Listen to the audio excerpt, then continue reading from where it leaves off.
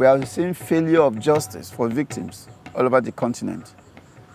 Thousands of people are killed, people lose their relatives, people lose their properties, communities are gunned down, razed.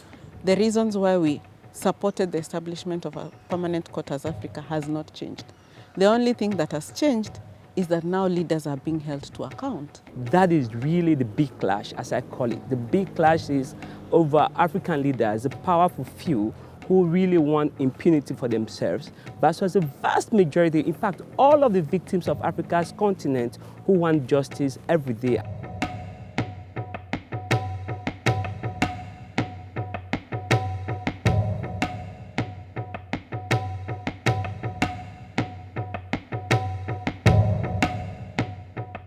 We can't actually say that it's the ICC that is targeting Africa. In fact, because Africans have not been able to respond to these crimes at the national level, the responses that they have at the moment to the ICC can be, described as the fact that Africa is actually targeting the ICC. 70% of the cases before the court are what we call self-referrals, where independent, autonomous African governments have referred themselves to the ICC.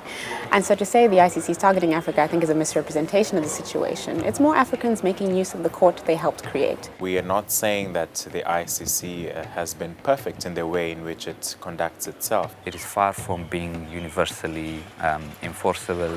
It doesn't have jurisdiction across the world, including the most powerful nations like the US and etc. There's a lot of conflicts that are taking place in Africa where there's no accountability that is taking place. I'm talking of Burundi, I'm talking of Nigeria, I'm talking of several of these conflicts where victims are being killed and they do not have access to justice. The persons who orchestrate these crimes are never investigated, and that is why the victims have said enough is enough. Ces pays constituent une alternative pour ces victimes qui ne peuvent pas obtenir justice sur le plan national. La CPI ne travaille qu'au moment où la justice interne n'a pas fait correctement son travail ou à manque de volonté. Governments of the world must support ICC to give justice to victims in Africa. What the African leaders should be doing is promoting complementarity, strengthening their national jurisdiction to conduct investigations. So stop blaming the ICC for their failures and be able to hold people to account. L'Afrique doit parler avec la CPI. L'Afrique doit continuer à croire en la CPI. L'Afrique doit continuer à apporter son soutien indéfectible à la CPI.